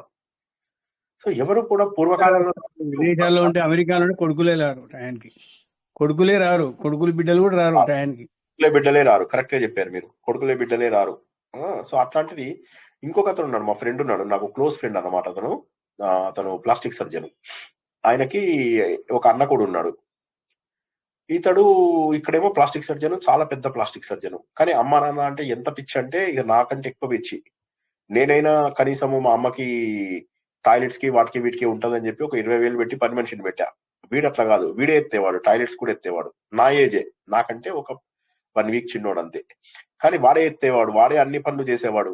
వాడి అమ్మ కొన్నాళ్ల పాటు కోమాలా ఉంటే వీడు డాక్టర్ కదా, వీడే ఆమెకి ఇక్కడ గుండె కోసి ఇవన్నీ చేసి, గొంతు కోసి ఏదో ఇస్తారు కదా ఫుడ్, అవన్నీ కూడా వీడే చేసేవాడు. వాళ్ళ అన్నకి కాల్ చేస్తే నువ్వు ఉన్నావు కదా, నువ్వు చేసుకో అన్నాడు. చివరికి వాళ్ళ నాన్న చనిపోయారు.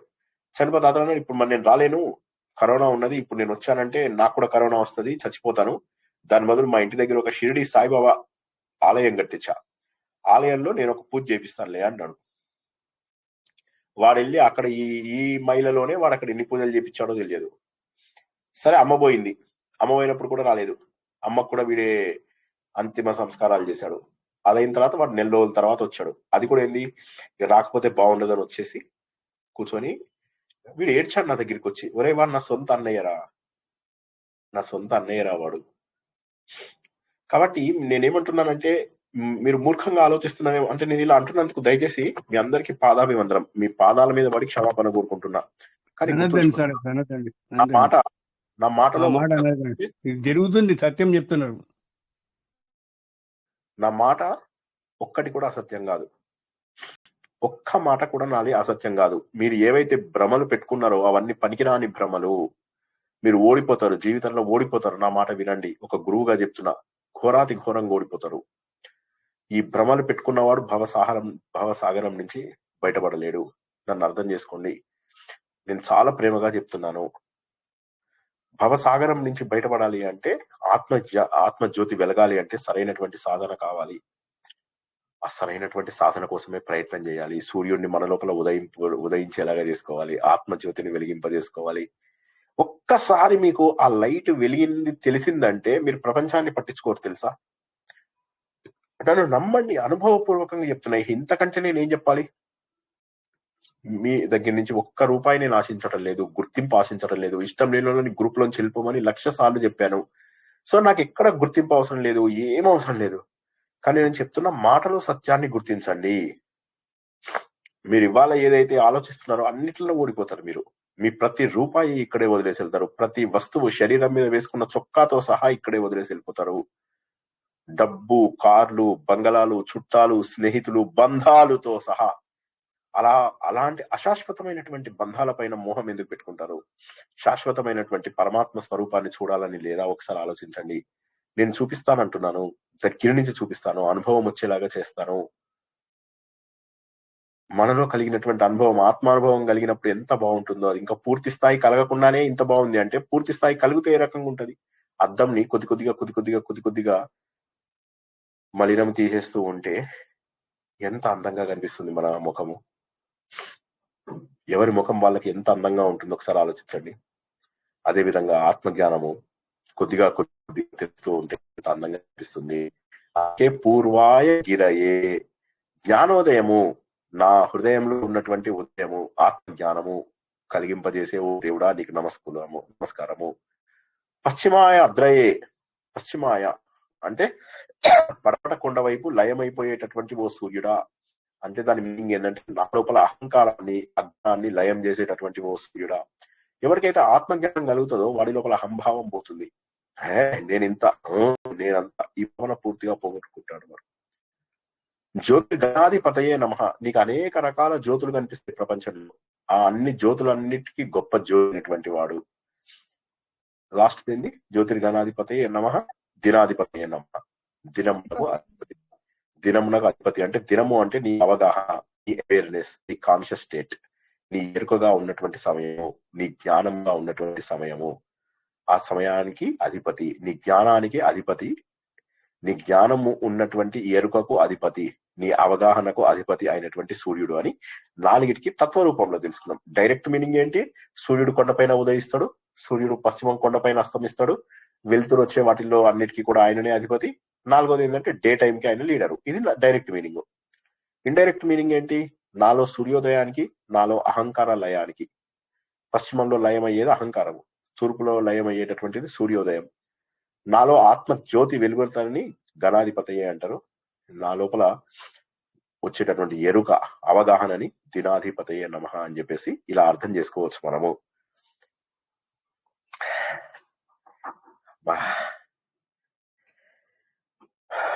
జై శ్రీకృష్ణ. ఇంకేమన్నా ఉన్నాయా ప్రశ్నలు? పాలల్లో పసుపు వేసుకొని తాగితే కూడా కొంచెం ఇమీడియట్ గా రిలీఫ్ ఇస్తుంది సార్. రిలీఫ్ అవుతుంది. కొంచెం వేడి వేడి పాలు తాగండి. ఓకే ఓకే ఓకే ఓకే ప్రశ్నలు ఏమన్నా ఉంటాడు కానీ ఎక్కువ తాగండి సార్, కూల్ డ్రింక్స్ తాగబాకండి సార్. మీ వాయిస్ వినిపించడం లేదని కట్ అవుతుందమ్మా. కూల్ డ్రింక్స్ తాగకండి సార్ ఇస్తున్నారు కానీ సార్ తాగరండి అలాంటివి. జై శ్రీకృష్ణ.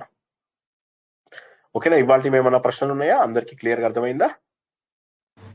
దినం అంటే పగలు, పగలంటే జ్ఞానంతో సమానం, జ్ఞానానికి ఎరుక. ప్రతీక కదా సార్. జ్ఞానము అంటే ఎరుక అవేర్నెస్ అని meaning. Awareness consciousness, awareness consciousness, ఎరుక, అవగాహన. మెలకువలో ఉండటం కదా సార్, మెలకువలో ఉండటం. మెలకువలో ఉండడం అంటే ఏంటి?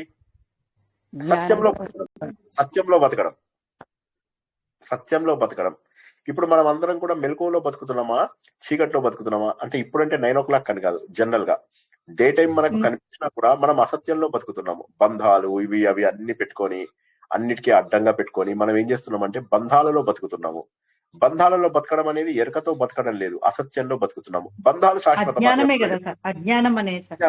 అజ్ఞానం. మీరు ఒక్కటి చెప్పండి, ఎవరైనా బంధాలు శాశ్వతమా? సార్ మెళుకవ అంటే సత్యం అనుకోవచ్చు. కాదు సార్, సత్యమా? మనం తెంచపోయినా భగవంతుడు తెంచేస్తాడు. మనం తెంచుకోకపోయినా భగవంతుడు తెంచి పారేస్తాడు. అందులో ఇంకా ఉందిలే, నాకు ఇంకా 60 ఏళ్ళు రాని, 70 ఏళ్ళు రాని, 80 ఏళ్ళు రాని, ఈ ఆశలో బతుకుతున్నాం గాని నేనే అవగాహన తెచ్చుకుని మరణానికే నేను దూరంగా అయితే నేనే అమరుడను అవగలను కదా అనే ఆలోచన రావడం లేదు జనాల లోపల. నేను అమరుడను కాగలను అనేటటువంటి ఆలోచన రావట్లేదు. ఎంతసేపు కూడా కాళ్ళే బతికినన్ని రోజులు ఎంజాయ్ చేద్దాం. ఏం ఎట్లున్నావయ్యా, మంచిగున్నావా? నువ్వెట్లున్నావు? మంచిగున్నా. ఏంది నీ మన్మడికి పెళ్లి చేయవా? ఇంత ఏజ్ వచ్చింది, గాలికి తిరుగుతున్నాడు. ఓ అవునా, పెళ్లి చేస్తా. ఏది నా కొడుకు ఇంటలేడు. ఓ ఇంటలేడా కొడుకు? ఇంట్లో ఏం చెప్తావు, కొడుకుదే రా. తెలంగాణ బాగా మాట్లాడుతున్నారు సార్ మీరు. నేను తెలంగాణ వాడిని, ప్రాపర్ తెలంగాణ వాడిని. కాకపోతే నేను ఆంధ్ర, నా రూట్స్ ఆంధ్రవి, కాకినాడ రూట్స్ కాబట్టి నేను ఏంటంటే బెస్ట్ హైబ్రిడ్ పీస్. సో అదేం సినిమా డైలాగ్ ఇది? ఫిదానా? హైబ్రిడ్ పీస్ ఒక్కతే అని చెప్పి సినిమాలు బాగా చూస్తారు. ఇవాళ ఆఫీస్కి వెళ్ళలేదు అనమాట. నేను వెళ్ళకపోతే మహేష్ బాబుది సినిమా చూసా, ఆగడు అని ఒక సినిమా ఉంది కదా, నాకు అది బాగా ఇష్టం అన్నమాట. జోక్స్ బాగుంటాయి ఆ సినిమాలో. సో అందులోపల మహేష్ బాబు యాక్చువల్ గా వాళ్ళ ఫ్యామిలీలో కృష్ణ కంటే కూడా, రమేష్ బాబు కంటే కూడా మహేష్ బాగా చేస్తాడు యాక్టింగ్. మహేష్ బాబు చాలా చిన్నప్పటి నుంచి తండ్రితో పాటు సినిమాలలో వచ్చేవాడు, చాలా బాగా చేసేవాడు యాక్టింగ్. అప్పట్లోపల మహేష్ బాబు డాన్స్ ల కోసమే మేము చిన్నప్పుడు కృష్ణ సినిమాలకు వెళ్ళేవాళ్ళం. కృష్ణ సినిమాలు పెద్దగా ఇష్టం ఉండేవి కాదు, కానీ మహేష్ బాబు డాన్సులు ఉంటాయని చిన్నప్పుడు వెళ్ళేవాళ్ళం అనమాట. ఒక సినిమాలో అయితే చిన్న పిల్లోడుగానే 2-3 డాన్సులు పెట్టారు అతనికి. తండ్రి కంటే కూడా పిల్లోడికి 2 డాన్సులు ఎక్కువ పెట్టారు. అట్లా ఇది అంటే అఫ్ కోర్స్ నేను ఎవరికి ఫ్యాన్ కాదు. నేను ఫ్యాన్ అంటే ఒక నాగార్జున, ఒక రవితేజ పుట్టాల మళ్ళా. సో ఇంకెవరికి లేదు. సో అయితే ఇంకెవరికి ఫ్యాన్ కాదు కానీ చెప్పినట్లు గుర్తు సార్, ఏంటండి శ్రీదేవి అని చెప్పినట్లు గుర్తు. హీరోయిన్లలో శ్రీదేవి ఆల్ టైమ్ శ్రీదేవి. కొన్ని జన్మలకు కూడా శ్రీదేవి. సో హీరోయిన్లలో నేను హీరోలలో నాకు ఒకప్పుడు నాగార్జున, తర్వాత రవితేజ. ఇప్పుడు పెద్దగా ఎవరంటే ఇష్టం లేదు. సినిమాలు ఏవి చూస్తే అవే చూస్తాను, కామెడీ ఉన్నవే ఎక్కువ చూస్తాను అనమాట. అయితే వాళ్ళ సినిమా చూస్తూ కూర్చున్నాను అనమాట. అది అప్పుడు జ్ఞాపకం వచ్చింది, బాగా నవ్వొచ్చింది. తర్వాత కొద్దిసేపు ఇంకా తలకాయ నొప్పి ఇదైందని చెప్పేసి మళ్ళీ పడుకుంటే తలకాయ నొప్పి పెరుగుతుంది. మళ్ళీ తర్వాత ఎన్టీ రామారావుది రాముడు భీముడు అని ఒక సినిమా వచ్చింది, చాలా బాగుంటది అది కూడా. సరే అది ఎప్పటి నుంచో సెకండ్ టైం చూడాలని కోరిక ఉండే, ఎందుకంటే అందులో పాటలు నాకు చాలా ఇష్టం. తెలిసిందిలే అని ఒక పాట ఉంది కదా, డబుల్ యాక్షన్ కదా సార్. Double action. ఇంకొక పాట ఏంటది? ఇంకా తలనొప్పి ఎక్కువ అవుతుంది కదండి. లేదు, తలకాయ నొప్పి తగ్గింది కొద్దిగా. ఎందుకంటే పడుకుంటే తలకాయ నొప్పి పెరుగుతుంది. వచ్చేస్తుందండి నాకు, టీవీ చూస్తే తక్కువ వస్తుంది. ఓకే, టీవీ చూస్తే తలకాయ నొప్పి రాదు నాకు. అంటే పరిస్థితిని బట్టి అనుకోండి. ఇవాళ అసలు బాలేదు కదా నాకు. ఇవాళ ఏమీ కంప్యూటర్ ముందు కూర్చోబుద్ధి కాలేదు. ఆఫీస్ పని ఉంటే 1 గంట లోపల ఫినిష్ చేసుకున్నాను. తర్వాత ఏం చేయాలో తెలియదు. పడుకుంటే తలకాయ నొప్పి వస్తుంది. పడుకుంటే మళ్ళా జలుబు బాగా ఎక్కువైనట్టు అనిపిస్తుంది. రాముడు భీముల్లో ఇంకో పాట ఏంటండి? తెలిసిందిలే పాట కాక ఇంకొక పాట ఏదో మంచి పాట.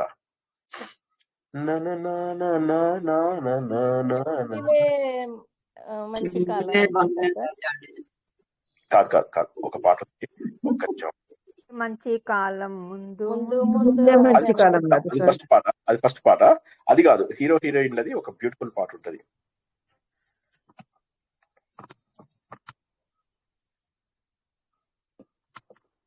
తెలిసిందిలే పాట ఒకటి. నెలరాజ నీ రూపు తెలిసింది. అది కాదు, ఇంకొక పాట. అదే తెలియకున్నది ఏదో లాగా మనసు లాగుతున్నది, అదే అదే అదే ఇంకా నేను తెలుసుకున్నది. ఆ పాట అన్నమాట. చాలా ఇష్టం ఈ రెండు పాటలు నాకు. చాలా బాగుంటుందండి. ఈ రెండు ఇంకా రిపీట్ నాకు మోడ్ లో విన్నాను. తెలిసున్నది. తెలిసిందే తెలిసిందిలే అనే పాట మనకు కృష్ణ కొడుకు, విజయనిర్మల కొడుకు నరేష్ అని ఉన్నాడు కదా, ఆయన తీశాడు ఒక సినిమా కనక మహాలక్ష్మి రికార్డింగ్ డాన్స్ ట్రూప్ అని. తీస్తే ఆ సినిమా లోపల అతను 3 కృష్ణ లాగా, ఎన్టీఆర్ లాగా, నాగేశ్వరరావు లాగా, ముగ్గురు లాగా కూడా పాటలు ఉంటాయి అనమాట. రికార్డింగ్ డాన్స్ ఎవరైనా చూసారో లేదో తెలియదు. కనక మహాలక్ష్మి రికార్డింగ్ డాన్స్ ట్రూప్ అని వంశీ సినిమా, అది చాలా నాకు ఇష్టం. One of the favourite movies నాకు అది. ఆ మూవీస్ లోపల ఈ తెలిసిందిలే తెలిసిందే ఉంటుంది. మళ్ళీ సిగ్గేస్తుందా అనే ఒక పాట ఉంది కదా, అది నాగేశ్వరరావుది. మళ్ళీ అది కాక మూడోది ఈ పాట, ఇది మోసగాళ్ళకు మోసగాడిది. నీవునా ముందుంటే నిన్నలా చూస్తుంటే, ఆ పాట ఉంది కదా అది. ఈ 3 పాటలు కూడా బాగా ఇదనమాట. ఆ తెలిసిందిలే పాట నాకు ఆ సినిమా చూసిన తర్వాత ఇంకా ఎక్కువ ఇష్టం పెరిగిపోయింది. నేను అప్పుడు ఇంజనీరింగ్ చదివేవాడిని. ఆ టైంలో నాకు ఇంజనీరింగ్ లో జాయిన్ అయ్యాను అప్పుడే. సో అది నాకు చాలా ఇష్టం అన్నమాట తెలిసిందిలే పాట. సరే సినిమా మళ్ళీ చాలా రోజులైంది చూద్దామని అట్లా పెండింగ్ లిస్ట్ లో ఉన్నాయి, నాకు చాలా పెండింగ్ లిస్ట్ లో ఉంటాయి కదా, పెండింగ్ లిస్ట్ లో అది ఉందన్నమాట. సరే ఇవాళ రెండోసారి ఇది చూశాను, ఇంతకుముందు చూశాను సినిమా, రెండోసారి చూద్దామని పాటలు రిపీట్ మోడ్ లో పెట్టుకొని చూశాను. మళ్ళీ ఈ ఫస్ట్ పాట కూడా నాకు చాలా ఇష్టం, ఉందిలే మంచి కాలం ముందు ముందున పాట కూడా చాలా ఇష్టం. ఎనీవే, జై శ్రీకృష్ణ. మీకు ఇది ఆత్మజ్ఞానం పోయి సినిమా జ్ఞానం ఎక్కువ అయ్యేటట్టు కొన్నాళ్ళకి. నాతో ఉంటే మీకు ఆత్మజ్ఞానం వస్తుందో లేదో గ్యారంటీ చెప్పలేదు, కానీ అందులో సినిమా కూడా సినిమాల ఆత్మజ్ఞానం నుంచి చూడాలి. సినిమాల అందులో నుంచి కూడా జ్ఞానం తెచ్చుకోవాలి సార్, అది కూడా ఒక పాయింట్. మీరు అలాగే చేస్తున్నారు కాబట్టి మేము కూడా అందులో ఆత్మజ్ఞానం చూస్తున్నాం. సో చాలా బ్యూటిఫుల్. మీరైతే మంచి సాంగ్స్ పాడాలి సార్ ట్రిప్ లో మాకు. ఇంకా అదొకటే. నాకు అప్పటికి జలుబు, నేను హడిలిపోతున్నా జలుబు ఎట్లా ఉందని. అందులో ఇప్పుడు అందరూ కలిసి ట్రావెల్, నాకు జలుబు వస్తే మేము అందరం పర్లేదు, ప్రే చేస్తున్నాం సార్, నిజంగా మీకు జలుబు తొందరగా తగ్గి మాతో మంచిగా ఉండాలని. మాకు ఓకే, ఎందుకంటే ఇప్పుడు అనుకున్నదంతా నాకు జలుబు వస్తే చేయాలని. పర్లేదు, మీ అందరు కూడా అక్కడ దగ్గుతూ ఉన్నాను అనుకోండి, చాలా కష్టం, ఇంకెవ్వరికి తగ్గదు. ఏదేమైనా ఈ 10 రోజులు బాగా కాపాడుకోండి ఆరోగ్యాన్ని, ఏ పని పెట్టుకోకండి, చక్కగా ప్రశాంత చిత్తులై రండి. అనుకున్న దానికంటే కూడా ఎంతో అద్భుతంగా జరిగేలాగా మనము ప్రయత్నం చేద్దాము. చాలా ఏర్పాట్లు ఇంకా చాలా జరుగుతున్నాయి మనకు, ఏర్పాట్లు బ్యాక్గ్రౌండ్ లో. సో అది గుర్తుంచుకోండి. సో చక్కగా అందరూ ఆరోగ్యాన్ని మాత్రం కాపాడుకోండి. ఈ 10 రోజులు చక్కగా కాపాడుకొని రండి. అక్కడికి వస్తే పూర్తి స్థాయి ఆత్మజ్ఞానము మనకు తెలిసేలాగా, సాధన ద్వారా తెలిసేలాగా చేద్దాం.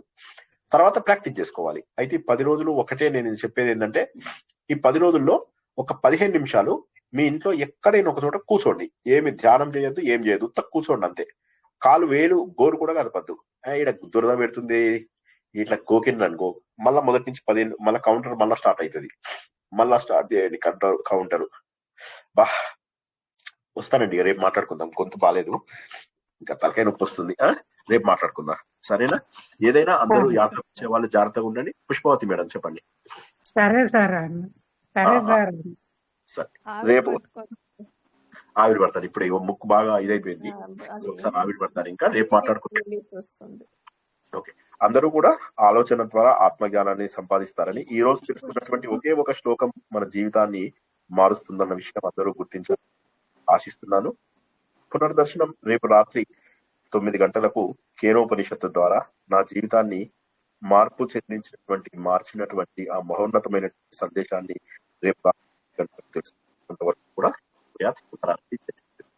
జై శ్రీకృష్ణ సార్. జై శ్రీకృష్ణ. Take care sir.